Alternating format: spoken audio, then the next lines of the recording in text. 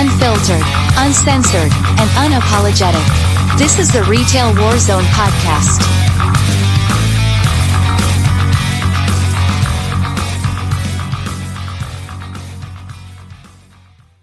So, as you guys have noticed all over Twitter and all over Facebook, where I post all our propaganda, tonight we have the wonderful BERSERK. So thank you for joining us, sir. Hello, no Mariah Karen. Oh, not a problem. Lady Brain, hello. J.E. Melita, good afternoon. Good afternoon. So, don't really have like topics.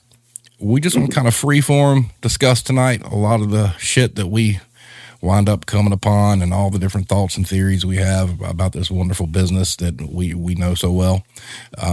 It's not always retail, as we found out when we had the gentleman here the other night that worked at the wire mill. So treatment, bad treatment is still bad treatment. So having said that, sir, introduce yourself to those of them that don't know you, and we'll kind of go from there.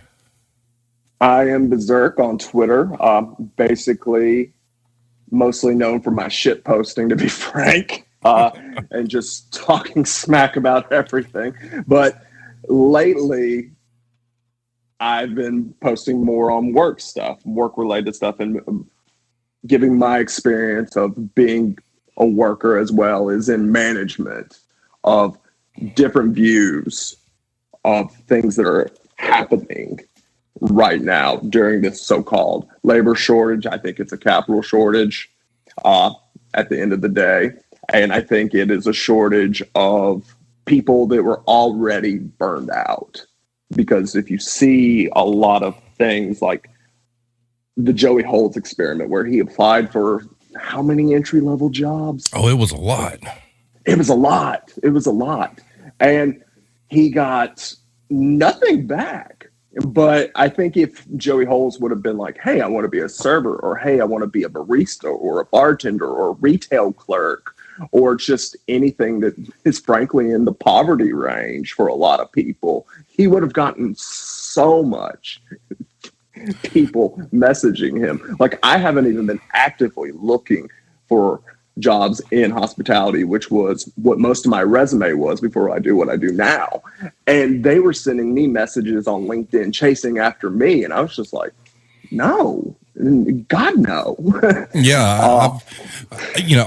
Through all my years of like applying for different management jobs, I've seen so far, Staples has tried to contact me. CVS has tried to contact me. Just Dollar General will not leave you alone. And I worked for Dollar General for 30 days and quit, because they were so terrible. Yet they're still messaging me, hey, are you interested in this job? No, I'm not. I'm done, folks. God, no. Peace out. Yeah. And that's the thing is they're propping this up in the media, in my opinion, of a great worker shortage. And yes, there are shortages of workers out there, but it's not for jobs that are going to give you economic mobility. They're for jobs that people have called not real work since my lifetime. Like they'd say, serving, flipping burgers, stocking shelves, driving stuff to be delivered is not real work.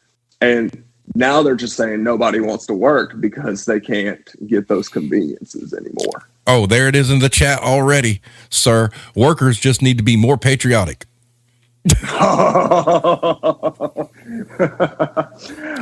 Lead us in with what you were telling me before we came on. All right. So Elaine Chao, I guess that's how you say her name, who is Mitch McConnell's wife, and was I don't know if she was the secretary of the labor board or whatnot. And she was on Bloomberg TV today, and they were talking about, the economy and, people rejoining the workforce. And this woman literally said that it is their patriotic duty to go out and fill these jobs to get the economy back on track. And then Twitter exploded afterwards. Mine was fine. Elaine, go flip burgers for minimum wage then. And I'd be just all over. So this person in a quote unquote position of power, tried to use this whole thing. If you don't want to go work an oppressive job, you're unpatriotic. You know what? Oh shit, my AirPod fell out of my ear. Oh Lord. You know what I think needs to happen? And this just came to me. They need to do it, actually. You know what? You want to go flip burgers at McDonald's and red, white, and blue? Go for it, because then you will actually understand the bullshit that retail workers, fast food workers, hospitality workers deal with every damn day. And I guarantee you, a lot of them would come back and be like, actually, that's real work. Oh, yeah. And to your point, with the experiment with the gentleman applying for the different jobs, like you said, if he was applying just straight, hospitality, retail, fast food, yeah, he would have got probably a whole lot of hits. But, you made the comment that, all your life you've been told those jobs, were, minimum wage jobs, and you're not going anywhere, jobs for teenagers, etc. And, a couple episodes back, we had an economist on from Wyoming, and he made one of the biggest revelations that a lot of us had never heard, especially with the, these jobs are just for teenagers. And his comment was, if these jobs are just for teenagers, how come businesses are open during school hours? That's a very good point.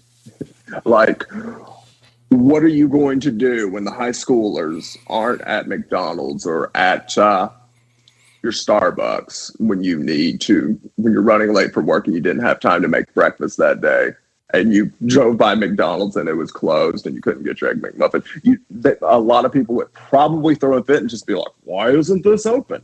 Well, because it's real work. Adults work these jobs too. Single moms work these jobs.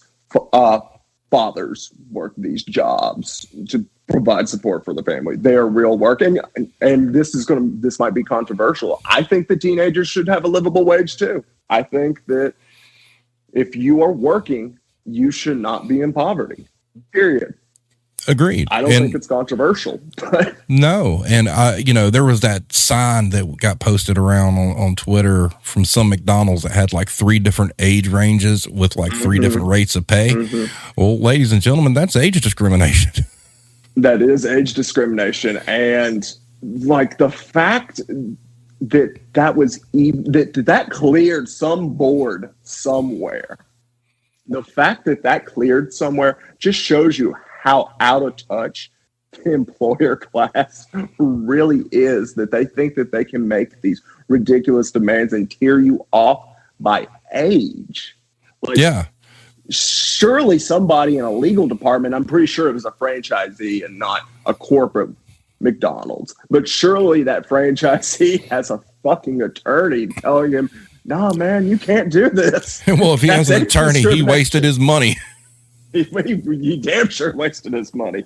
Well, the economist, his name was Nick Kolsch, and he made a point, and I had never really went back and read the verbiage, of the Minimum Wage Act, from 38, but I went back after he mentioned this. It clearly states that the minimum wage from its inception was meant to be a livable wage. Exactly. I believe FDR said that this is supposed to be, the minimum wage is supposed to be livable. It's supposed to be for you to be able to support your family. And back then, there was usually only one person, usually the male, of course, but he was supporting a family of 3 to 4 on a minimum wage. And in my lifetime, I'm in my 30s, and in my lifetime, there's no way anybody could sustain themselves on a single job that is a minimum wage. And I know that the minimum wage out west is, $15, but that still doesn't get you very far. Because the cost of living so damn high. Yeah, exactly. And in the Southeast and Midwest, there's still states that are paying $7.25. And even in the smaller towns, like maybe somewhere that works, but I don't see how anybody across the country could afford to live on $7.25 an hour. And that's not even mentioning that a lot of these jobs that do pay $7.25 an hour don't even work you 40 hours a week. Nope. They work you 28 to probably 30, just right at that cusp where they don't have to give you benefits.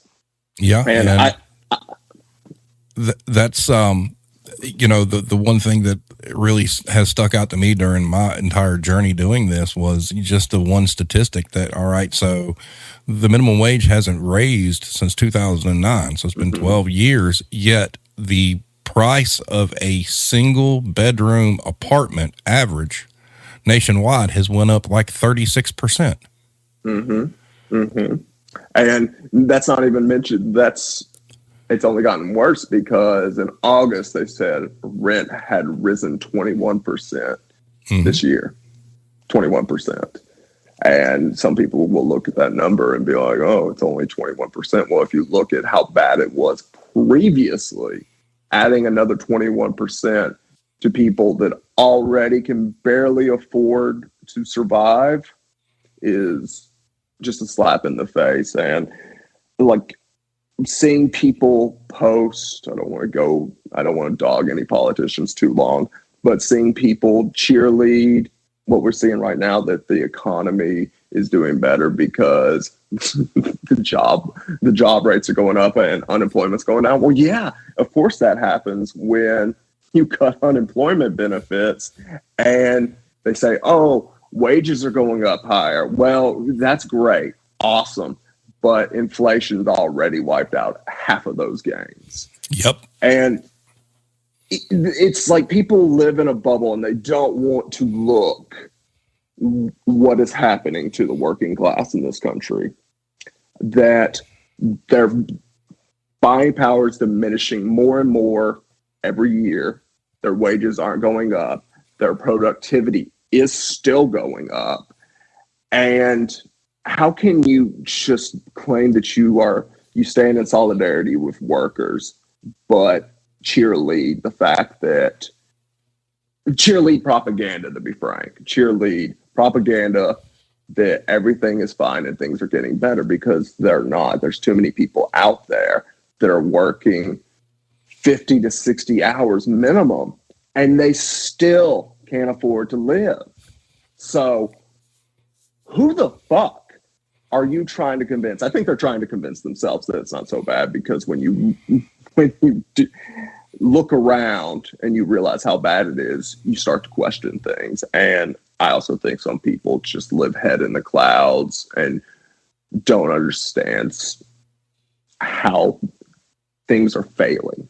And I personal story is just like, I had so many people, like when I was managing restaurants, they would tell my servers, oh, well, good for you. I'm sure you're doing well. No, they probably weren't, to be frank, because they've survived off your tips. And if you're only tipping 10 to 15%, they're not really getting super ahead, or they would look down on them. I feel like the service industry has become very much, people go there sometimes to just feel better about themselves, that they're not having to work menial jobs and basically dump all their emotional problems on people. But I'll try not to rant too much about the service industry. Well, but you're right, though. I mean, if your business model is set up to where you're going to pay, a server $2.13 an hour, and you're expecting your patrons to make up the difference, chances are in this day and age,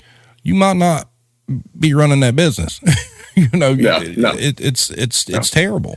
And there are instances, if you get the lucky break and you're in some like Michelin star restaurant, or let's just face it, there's restaurants geared towards men, whether it be Hooters or like Tilted Kilt or stuff like that.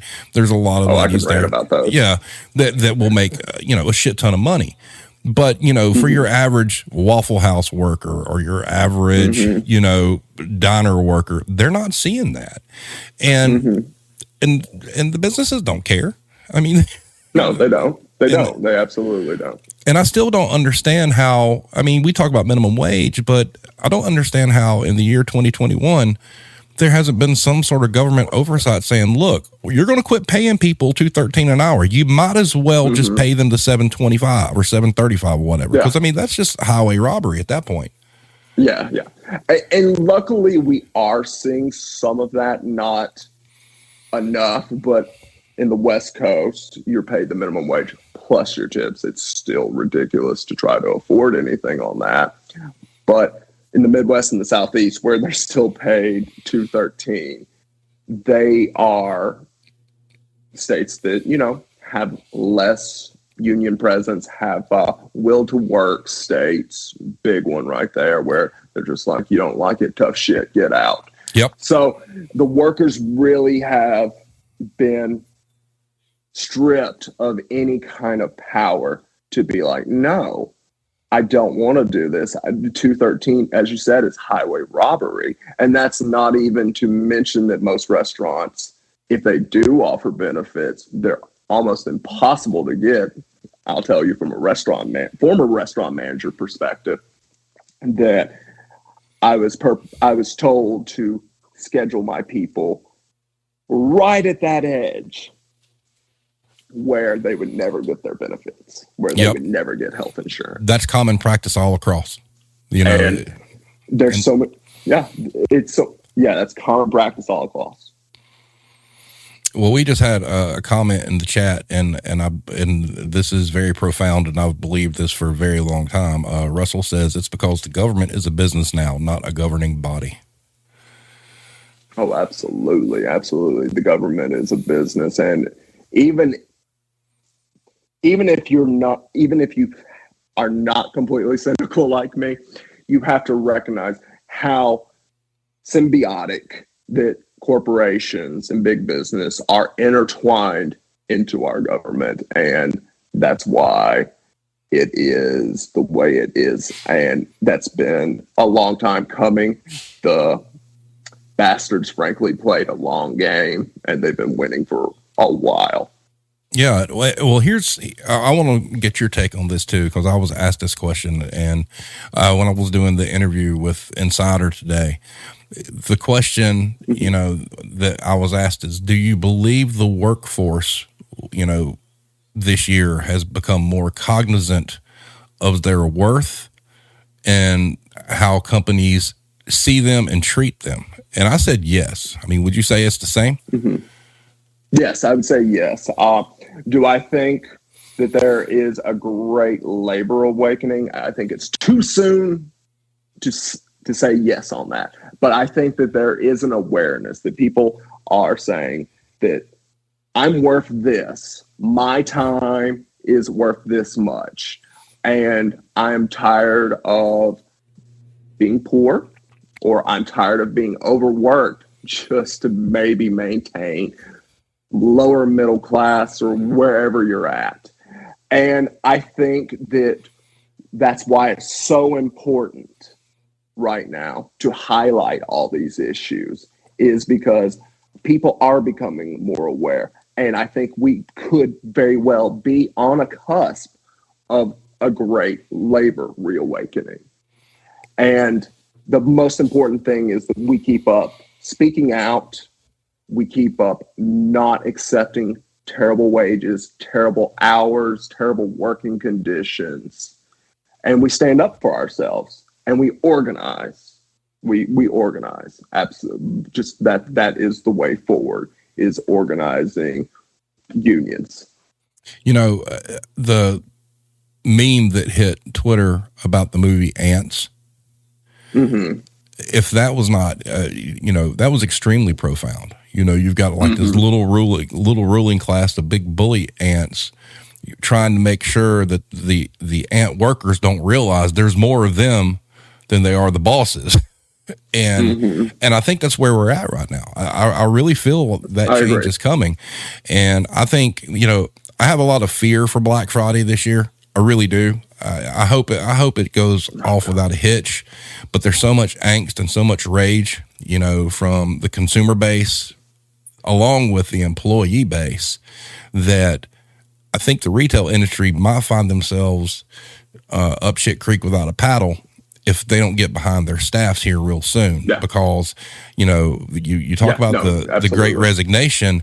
They haven't seen anything because, with this awareness of their worth and value, they know that this time of year, if you're going to hit them in the pocketbook, it's this time of year. If all of a sudden you have mass walkouts, in Q4, boy, Elaine Chow going to get her chance to be patriotic and go run a cash register. Yeah, absolutely. Be there to, deal with all the returns after Christmas too. I think personally, I don't shop on Black Friday. I refuse to because of the horror I witnessed working in retail and in hospitality on those days that people were just awful. And I think that there should be a two-prong approach to this, that absolutely that workers should use that leverage of the holiday season to be taken care of or to, negotiate better wages. I know a lot of people, and this shows you just once again, how out of touch employers are. They're offering $2 raises, $1 raises only until January 1st. Mm-hmm. And then after the holiday season is, and they've extracted hours of labor from you, probably loads of overtime if we're going with what's going on right now.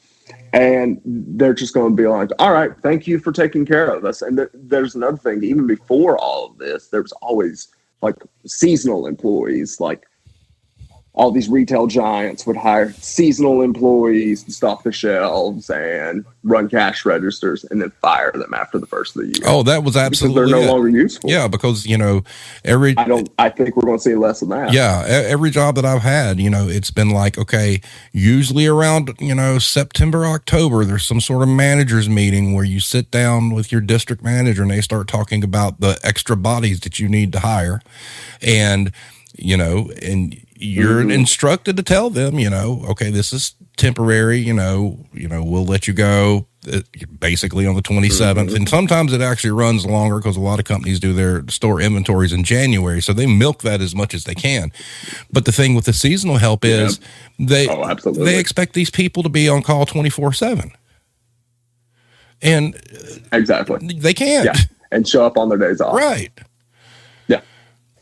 Yeah. No, that's always been ridiculous to me. And another thing, I was always told, especially during my busy seasons, to hire people and dangle the carrot in front of them and be like, if you do really good during this peak season, we might keep you on full time. Never did. Well, actually, I did through my career get to keep a few, but not many. That's the thing that people have to contend with. Yeah. Irish Connection asked, has there been any other event or time in history where workers held more power than now?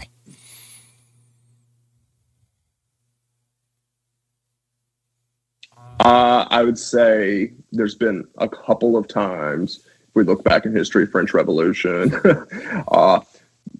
previous general strikes, in historic, but in America, probably not in my lifetime or like in the last 50 years has there been this much of awakening. Same. Or chance to have awakening. Yeah. It's amazing to see, actually. I mean, it's like, I picked the perfect time to get out of management, and it's just been a marvel, witnessing these people, realize they're worth more. And trust me, I mean, I'm at an age where a lot of people my age don't think the way I do, and I've had to have discussions, or people have had conversations with me that they're just clueless. I mean, there was a situation where somebody, made some comment about the supply chain or whatnot, and, they blamed it on the president. Ladies and gentlemen, the president has nothing to fucking do with it. It's like, it's go read what the truckers are saying. Go read, real accounts, quit, politicizing everything. And it's just, there's such a lack of understanding of business out there that it's just ridiculous.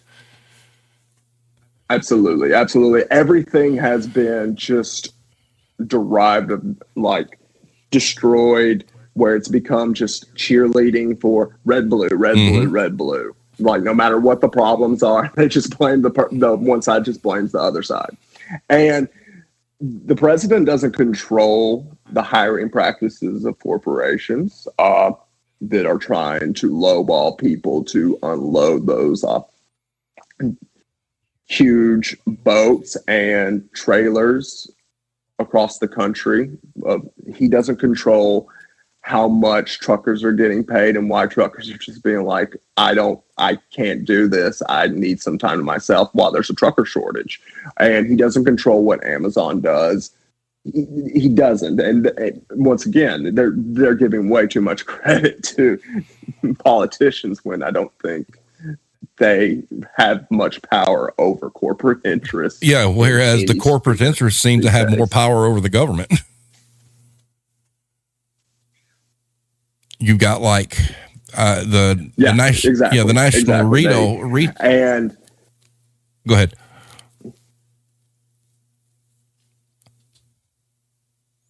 The National Retail Federation. This is one that's gotten kind of under. No, you kind of cut out on. Yeah.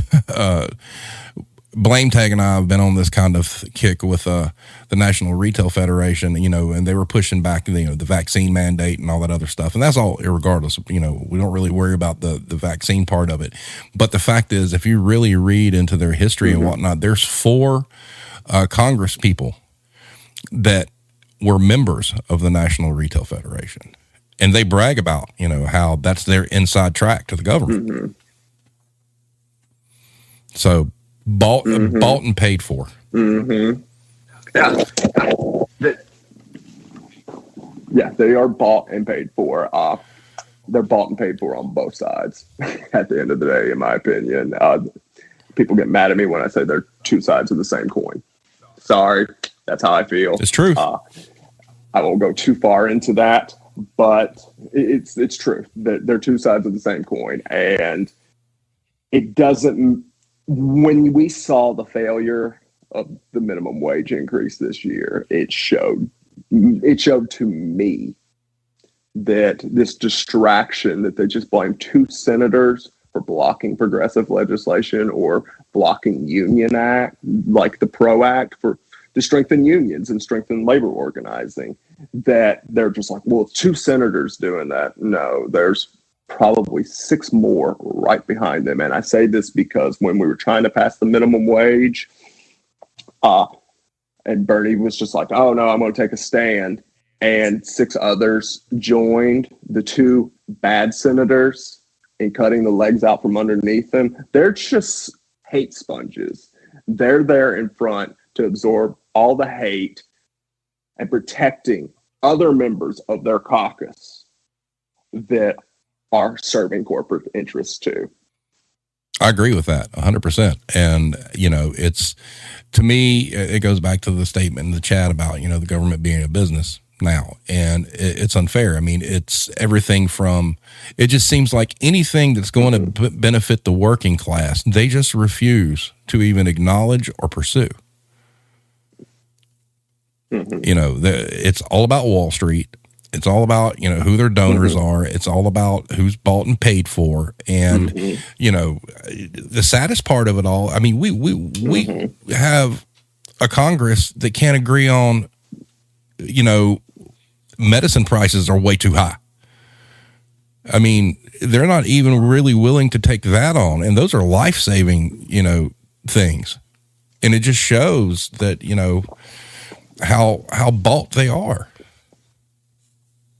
Yeah, absolutely. And they have been talking about lowering prescription drug prices since I was old enough to remember. And they're just now getting to it. And possibly, we don't know if these, the infrastructure or the Build Back Better deal are going to go all the way through. We don't know yet, but they've been talking about lowering prescription drug prices for decades. And I believe there's only 5 drugs that they're trying to make it where they can negotiate the price. 5 drugs out of how many drugs are available in this country. I mean, and it's a sham. Yeah. And, the whole phrase, the government's, by the people, for the people. No, it's not. Mm-hmm. And for the shareholders. Yeah, exactly. And, the other question that I was asked is, what do you think the end game is in all this?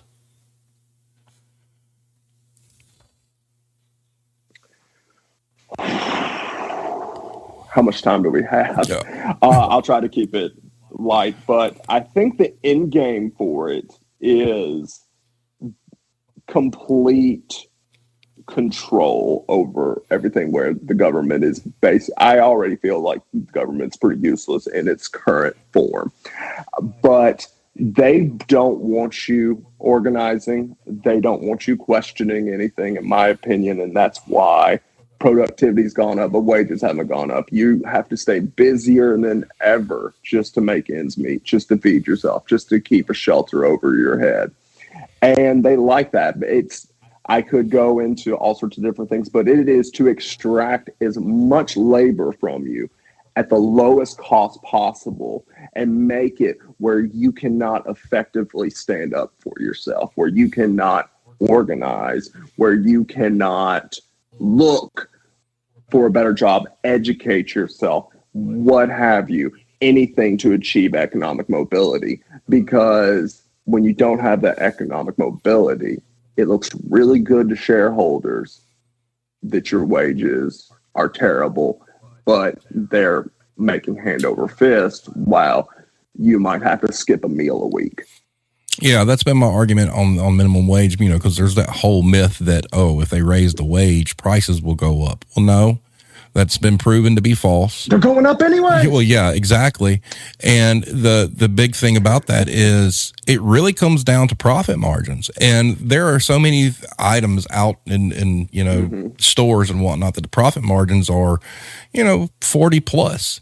And it just comes down to that these businesses refuse to take just a smidge off of their product, their profit margins, to increase the pay. And it's like, okay, fine. The only reason that prices go up is because they don't want to lose that 45% margin. They refuse to go down below that, because that's what makes the rich ones in the office richer. And, it's, to me, I've told the story, when I worked for Guitar Center, that was a place where I could actually see, in real time, okay, here was the cost of an item and here's what we're selling it for. And when you're looking at like guitars that were like $2,200, but the cost was $1,000, all right, so it's a $1,200 markup. Even then, as a salesperson, you could navigate within that. Like if you're trying to close a sale, you could drop that. So an individual salesperson could do that, but a corporation will not do that at all. Yeah. No, they won't. And that's another argument on like my end of working in hospitality for so long. They're like, well, if we pay cooks and servers more, my burger's going to cost $15. For your burger costs $15 everywhere, and they're still making the same wage. And that's because the business owners or the corporations are doing, as you said, they don't want to lower the price, or they don't want to cut into their profit margin. They're used to making hand over fist, and they're addicted to it, in my opinion. They're addicted to the power of money, and they're not going to stop unless there is a strong movement for change. Yeah, and I think we're headed there. I really do. And like you said, I mean, it remains to be seen if it's really going to manifest. But where all signs indicate we're moving that way. One of the interesting statistics that was brought up to me today was, during this interview, she had done some research on the anti-work Reddit, and seeing, back in October, it had like, X amount of members. And then, all of a sudden it jumped up and doubled and whatnot, and she asked me if I thought that was surprising. And I'm like, no, it's not. And I mean, and we can see it in these places. The biggest issue is this movement going to cause any kind of change to the wages? Because we haven't seen it yet. And, my wife made a comment one time that is pretty valid. It's like, a waiting game. It's almost like the corporations are waiting it out till the movement loses steam. They are. Absolutely. 100%. Comment says paying a higher wage helps economic growth. The problem is those who don't want economic growth are afraid of losing their leverage and power. Yep. Absolutely. 100%.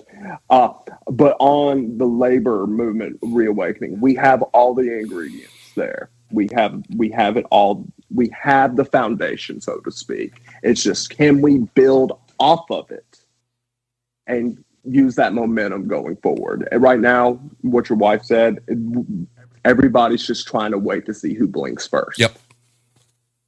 Exactly. And the one thing I do give credit, though, do you believe? I don't want to blink. Yeah. Do you believe that the exposure that the John Deere strike and the Kellogg strike and all that has helped?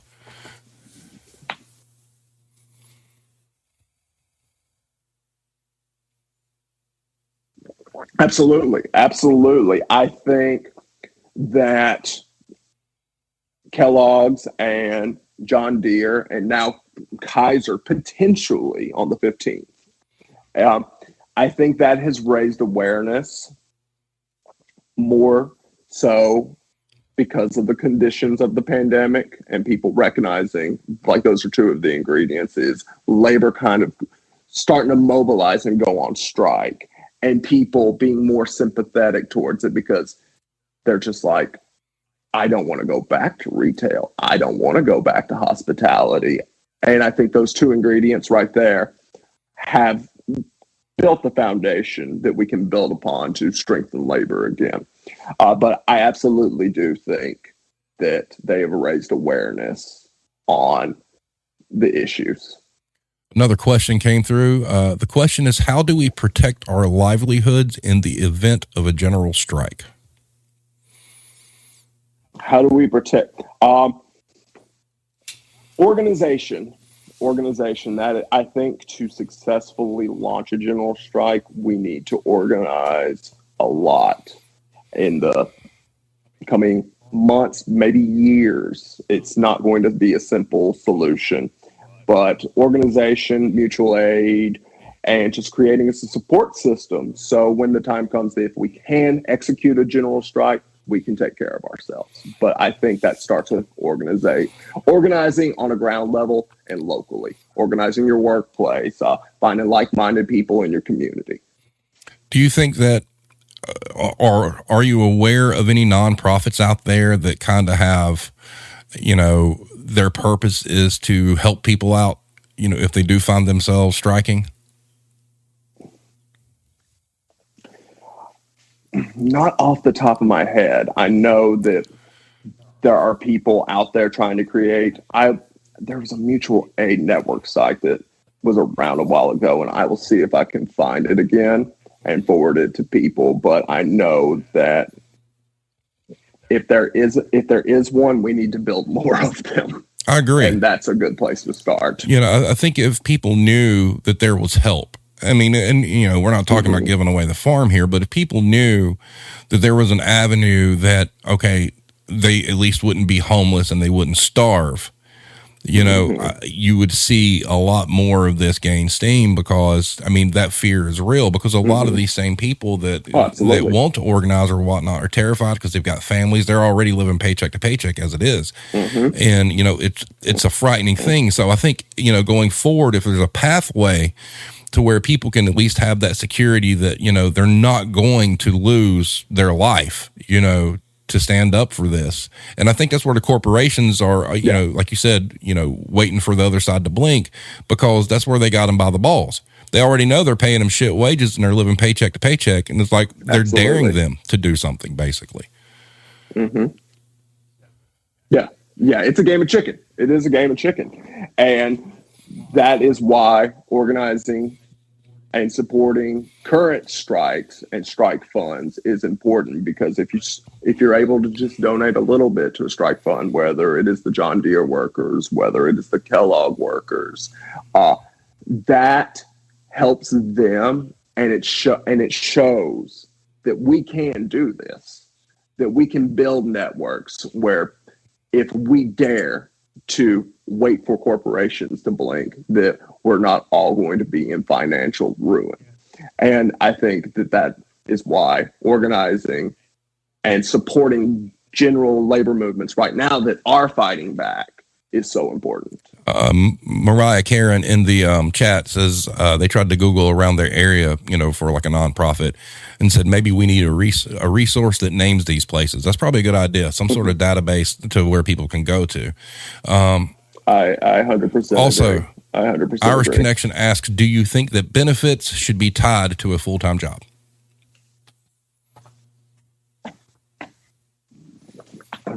Personally, no, I think part-timers should get benefits. Personally, because of just how greedy corporations are, and me being in management for so long and knowing that holding full-time as the gateway to getting health care, to getting personal days, just getting the basic needs that you should get as a worker, and making it unachievable is wrong. So I think that part-timers should absolutely get health care and benefits. I agree with that. Although that the prices of the premiums need to be regulated, because that's another thing. You got a lot of full-time people out there that the wages are so bad that the insurance is highway robbery and it's way too expensive, and that they can't afford it anyway. And they opt out not to get it. And, I went on that rant the other day about insurance, about the fact that, okay, you might be extremely healthy and pay X amount of dollars a week for like 5 years, and then you quit that job and go somewhere else and have a different healthcare plan. Well, you just gave all that money away. You ain't getting a dime of that shit back. There's they call it benefits, but where's the benefit to that? That's why we shouldn't. Exactly. And it's such healthcare is such a racket in this country. And unfortunately, what happens, and this is a thing that like I tell people that lean a little more right than me, particularly my family, that when they're just like, I don't want to pay for somebody else's health care. I don't want to pay for their food stamps. I'm like, you're paying it anyway. Yes. Because people like Walmart and other retailers for years have been abusing and have even encouraged their workers to get on state-based health insurance, get on food stamps, get on WIC. All these programs. So you're paying for it anyway. So why don't you demand that the corporations pay a livable wage and offer decent benefits anyways? Well, that's a brilliant point, because there's so many people who don't understand the breakdown of where their state tax money goes. You've been paying into those systems the entire time you've been working. You say you don't want to pay for those things, but guess what? You have been, and you've been over and you took it, and you're only complaining because somebody who might actually need it is using it, and it drives me crazy. And that's the thing that killed me about, the extended unemployment. I do believe that did help heal some people in such a way that it made them realize they were worth more. Because to somebody who's worked a full-time job, however many years, all of a sudden you get laid off due to the pandemic. And, the companies use this extra money as an excuse to feel better about letting you go. All of a sudden you're like, wait a minute, how am I making more money doing this when I was busting my ass and not making near it? That did something to people that business doesn't understand. It gave them value and worth. And one of the few times actually that you could actually say the government actually looked out for people, and because one of the few times. Because on the surface, it would seem like, okay, the government thinks I'm worth more than my employer. And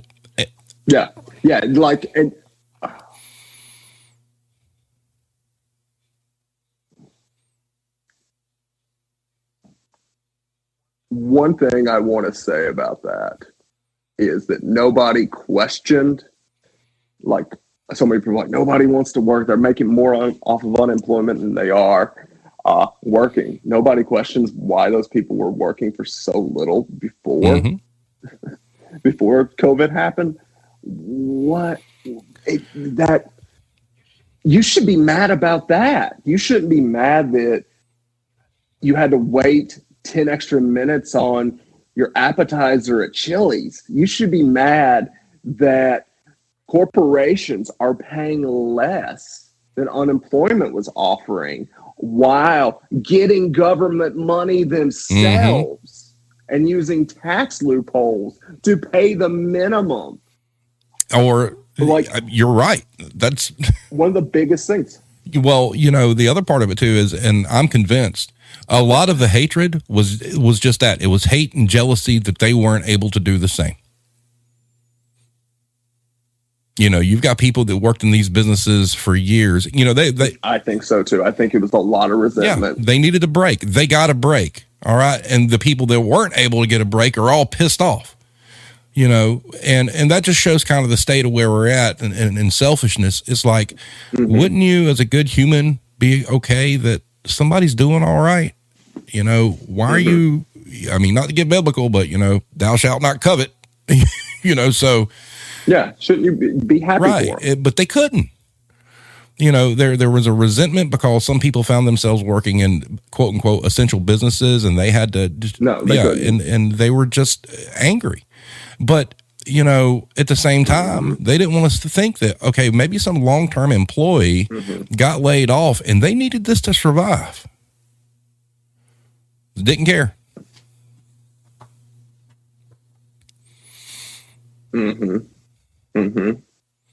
And that shows that resentment comes from a certain place, in my opinion. It comes from them being taken advantage of for years by their company. And suddenly the two doors down the business wasn't declared essential. So they got to go home and relax, maybe not even relax, but, get paid decently while you still had to work. Like, I can understand that resentment, but you're focusing that resentment at the wrong people. Yep. You're focusing it on the people and not the employers that have been taking advantage of you for years. It's just misdirected, and it's been purposely misdirected. It was purposely misdirected by our media. And the workforce missed a golden opportunity, because right when that happened, what if all the people that were working in the essential business said, fine, if you don't pay us what they're getting, we're walking out.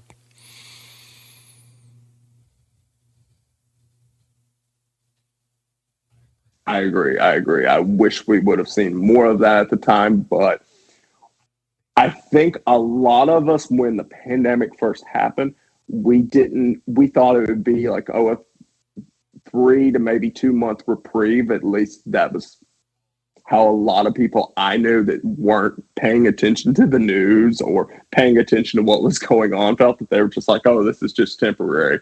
And here we are almost 2 years later, still feeling the aftershocks of it. Oh, yeah. And, Irish Connection, is literally in Ireland. And he posted, retail is shit in Ireland, but the USA has a lot more problems. You guys need to unionize. God, yes. The fact that we are like other countries pay their retail workers and their hospitality workers better than us, and we're supposedly the sole superpower of the world. It's such a joke when I view very much that we are a failing state. Well, when Irish and I had an episode where we just kind of talked about the differences between here and Ireland, and he was really taken aback. Their minimum wage is higher there than here. I mean, and like you said, we're supposed to be the leaders of the free world, and I think a lot of people laugh at us now. Oh, they do. Absolutely. Like, there's so many people that I've met online and in real life that are from different countries, and they're just like, what the fuck? You guys accepted this bullshit? Like, what is wrong with you? I'm just like, that is lots of propaganda at work. Yeah, it makes me sad because, growing up, as a young boy, you learn things and this patriotism that, Chow talks about, it did mean something at one point in time. But now that patriotism has turned into basically, it's almost like a barter system. You have to be patriotic at a cost. Mm-hmm. And it's just amazing to me because, and I don't understand, the state of humanity right now where people are okay that people are suffering. I mean, what does that say about us as a species? It is something that we will have to rectify down the road if we are to be successful at organizing. Most definitely that we have to recognize that the system, while it is rigged, by cheering on the people that are suffering the most, you're only helping, validate that horrible system. And I think so many people have been just hit in the head with lies such as the welfare queen, or lies that immigrant workers is what we're dealing with and been dealing with for a long time, of blaming people from south of the border are stealing your jobs. And that is a problem that we need to recognize, that we've been blaming, at least a huge chunk of the population has been blaming the wrong people for a long time. And they should be blaming the people up top who are shipping jobs off or hiring illegals for illegal wages because they're illegal and they're getting paid under the table, or people on food stamps or on welfare. That has been misdirected for years by politicians, frankly, on both ends, in my opinion, as well as our media. And that is a good thing that we are seeing today, of people actually questioning mainstream media and questioning corporations, because there is an awakening happening on that end too, where people are just like, no, this isn't right. They're the ones that are taking advantage of all of us. Right. And the point you make about, the illegal immigration thing, that stuff wouldn't go on if these companies weren't trying to find a way to cheat. Exactly. I mean, exactly. They find a way to pay lower. Right. And so like you said, don't get mad, at the group that decides, okay, we're going to bond together and we're going to get this money under the table. I get that and I understand. All right. But you're right. It's a misplaced anger. You should be angry at the person who doesn't want to operate their business legitimately. I mean, we got tons of people that doesn't want to pay you fairly and what you're worth. You should be angry at right. that. I mean, case in point is, if you're really concerned about humanity and how people are treated, I would think the American public will stop buying anything coming from China, but they don't.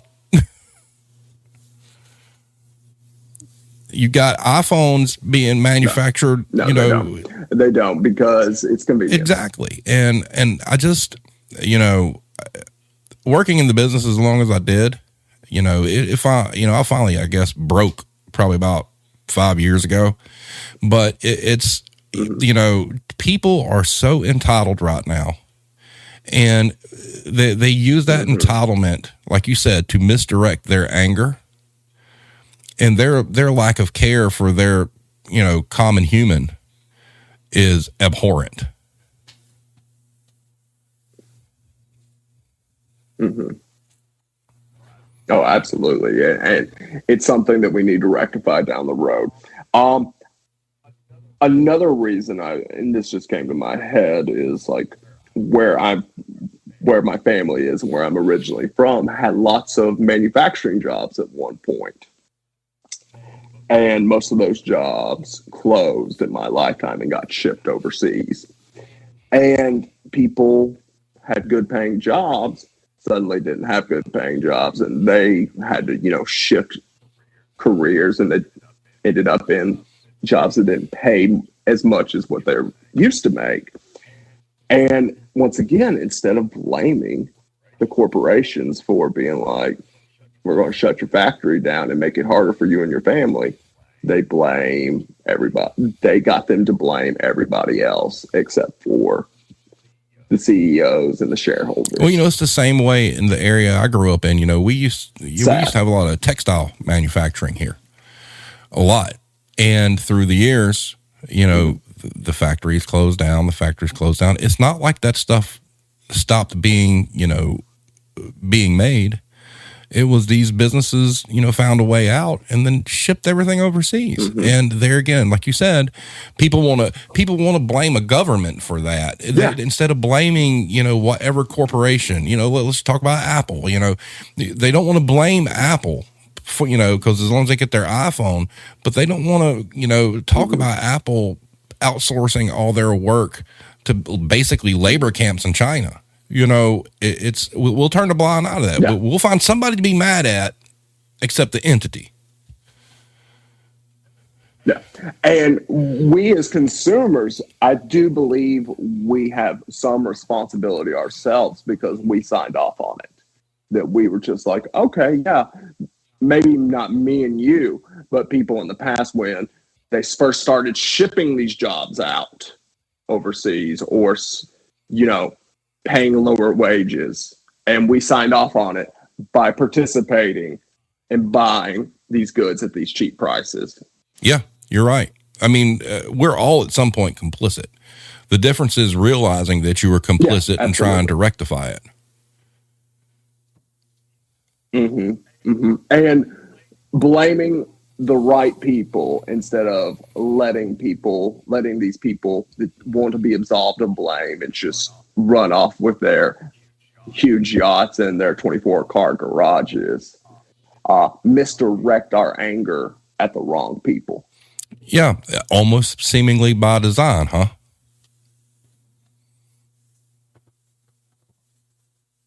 Mm-hmm. Very by design. And I hope that as we become more aware that we're able to realize that, yeah, I might have to pay, like me personally, I wouldn't mind paying $1 or $2 more for a burger if I knew that $1 or $2 was making sure a cook or a server had food on their table that night and had the chance to have economic mobility. I don't care about that personally. I don't care about paying more if it goes to the worker, but the problem is every time you pay more, it goes to the corporation. Yeah. And exactly. And it's just, we have to figure out a way to get that to the worker. Absolutely. All right, my man, we're at an hour. I have enjoyed this greatly. You want to do this again? Yeah, I believe so. Yeah, I think this would be fun. We need. Yeah. I'm definitely down to do it again. We need to like pick. We just need to start our own series and just call it a day. But thank you so much for coming on. Yeah, I agree. But thank you so much for having me. Hey, anytime. It's been a pleasure. I know I'm sitting here looking at numbers. It looks like we have some frame drops and all this other stuff. I think the restream was fucking up tonight. So I don't know. I got to go check out and see what's going on there because I pay for that service. They don't need to be fucking up. So be like, what are you guys doing? But guys. No, hell no. No. Yeah, get your shit exactly. Guys, so Wednesday, we're doing the mental health night where we're going to have several members from the Twitter family on telling their story. So it's going to be cool. So be sure to check that out. Also, I rescheduled today. We're going to have Target Workers Unite, a representative from them on Monday.